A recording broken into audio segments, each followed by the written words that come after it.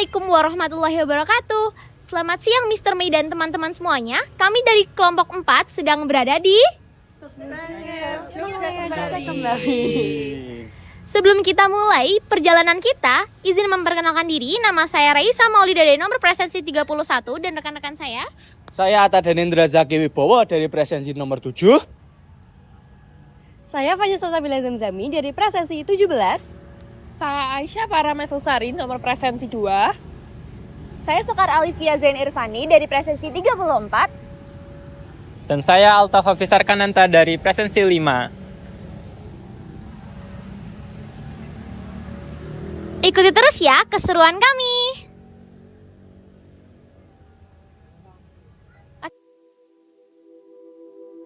Tentang Yogyakarta kembali dilatar belakangi oleh peristiwa penarikan tentara Belanda dari Yogyakarta setelah adanya kesepakatan gencatan senjata antara Belanda dan juga Indonesia. Sebelumnya, pada serangan umum 1 Maret 1949, ditunjukkan bahwa Indonesia ini masih ada eksistensinya, masih kuat gitu. Nah, setelah pada serangan umum 1 Maret ini, pihak Belanda menjadi tertekan secara politik dan juga diplomatik yang akhirnya terjadi pengembalian kekuasaan ke RI. Pada 29 Juni 1949, Belanda resmi mundur dari Indonesia dan Sri Sultan Hamengkubuwono ke-9 menetapkan batas penarikan Belanda dari Yogyakarta di depan Hotel Inna Malioboro yang dulunya adalah Hotel Garuda. Untuk mengenang peristiwa ini, dibuatlah Tentara Yogyakarta kembali yang berada di depan Hotel Inna Malioboro sebagai simbol pengembalian kedaulatan Indonesia ke Yogyakarta. Nah teman-teman, hari ini saya akan membahas tentang bentuk fisik dari Tentara Yogyakarta kembali. Nah, bentuk Tentara ini sederhana, hanya berupa bongkahan batu seberat 2,5 ton yang berasal dari batu Merapi.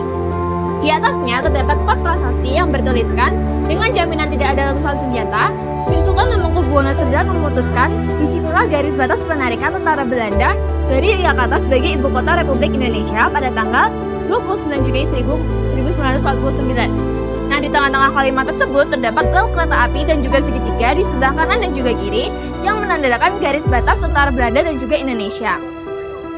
Nah, teman-teman, lokasi Tentara Yogyakarta kembali ini berada di Malioboro, yaitu jalan paling ramai di Yogyakarta. Karena itu, Tentara ini sangat mudah untuk dilihat dan juga diakses. Lokasi tepat dari Tentara ini berada di depan Hotel Grand Inna Malioboro atau yang sebelumnya disebut Hotel Garuda.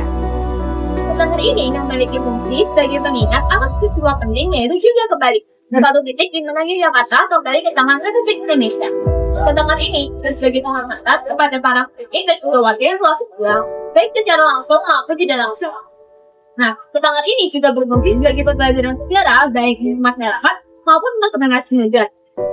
Nilai yang dapat diambil dari Tetenger Yogyakarta kembali ini yaitu pentingnya semangat pengorbanan, persatuan, serta dorongan untuk mengisi kemerdekaan dengan karya yang nyata. Selain itu, Tetenger ini juga mengingatkan kita untuk selalu menghargai jasa para pahlawan dan sejarah lokal sebagai identitas bangsa. Sekaligus memberikan dorongan kepada generasi sekarang pentingnya menjaga dan melestarikan budayanya.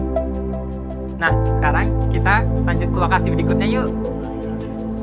Nah teman-teman, kita sudah berada di spot kedua, yaitu spot Monumen Serangan Umum 1 Maret.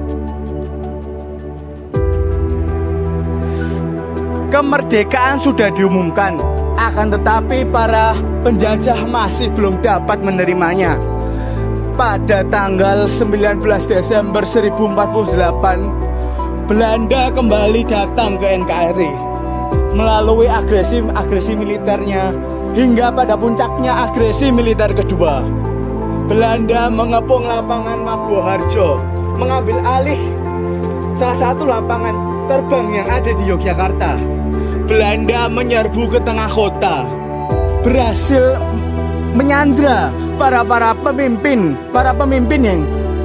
negara yang ada di Indonesia kala itu. Soekarno, Bung Hatta, dan menteri kabinetnya sudah tertangkap oleh Belanda. Saat itu dunia tampak gelap. Propaganda Belanda tersebar yang mengatakan bahwa Indonesia telah kalah. Indonesia tidak lebih dari sebuah koloni yang sedang memberontak. Mendengar kabar seperti itu, Sultan Hamengkubuwono ke-9 beserta Kolonel Soeharto merencanakan sebuah serangan yang megah, serangan yang dahsyat, serangan yang mampu menghancurkan pandangan bahwa Indonesia adalah setelah kalah, bahwa Indonesia hanya sebuah koloni yang sedang memberontak. Pada 1 Maret 1949, TNI, tentara rakyat sipil menyerbu ke dalam kota Yogyakarta. Wanita, pria, mereka semua bertempur melawan Belanda. Selama 6 jam mereka bertempur seperti pahlawan-pahlawan yang telah tiada. Mereka berhasil bertahan selama 6 jam. Namun 6 jam itu sudah lebih daripada cukup untuk membuktikan bahwa Indonesia masih eksis. Gambaran strategi perang dan kepemimpinan Sri Sultan Hamengkubuwono ke-9 bersama TNI. Diorama menampilkan bagaimana Sri Sultan Hamengkubuwono memimpin dan menyusun strategi perang bersama TNI dalam menghadapi penjajah. Strategi yang matang serta kepemimpinan yang tegas dan juga bijaksana menjadi kunci keberhasilan serangan umum 1 Maret di Yogyakarta.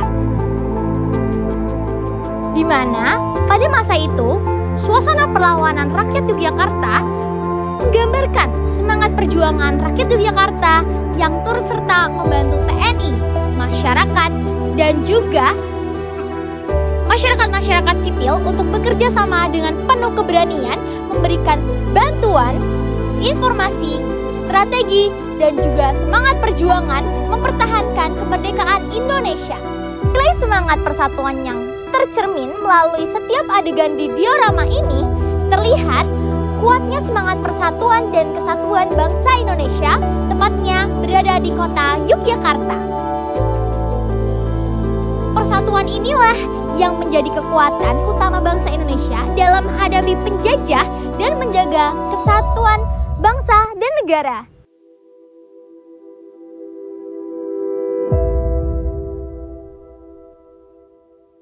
Bangunan utama monumen ini terdiri dari tembok beton putih dan 5 patung perunggu yang dipahat oleh seorang seniman bernama Sabtoto.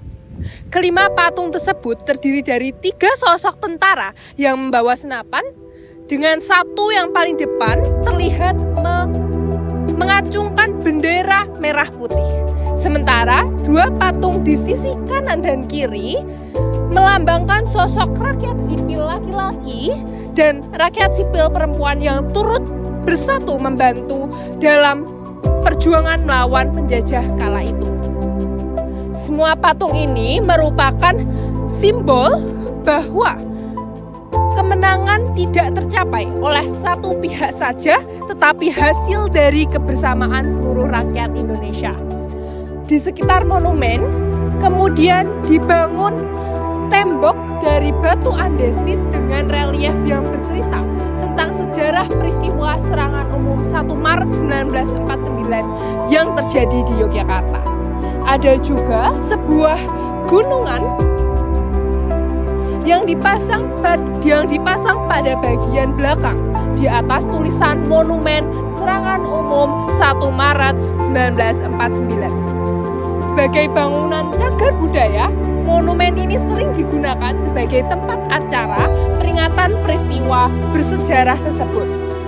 Namun, sebagai ruang publik, pada saat-saat tertentu, kawasan pelataran monumen juga difungsikan sebagai tempat penyelenggaraan acara kesenian maupun hiburan.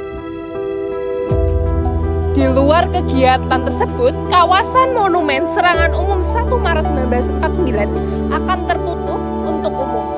Walau begitu, pengunjung masih dapat menikmati keindahannya dari bagian luar pagar, terutama di malam hari ketika lampu sorot dinyalakan yang menambahkan kesan dramatis. Oke teman-teman, sekian dari perjalanan kami. Seru bukan? Seru. Kami dari kelompok 4, mohon maaf bila ada kesalahan maupun perbuatan. Mohon dimaafkan teman-teman. Dadah!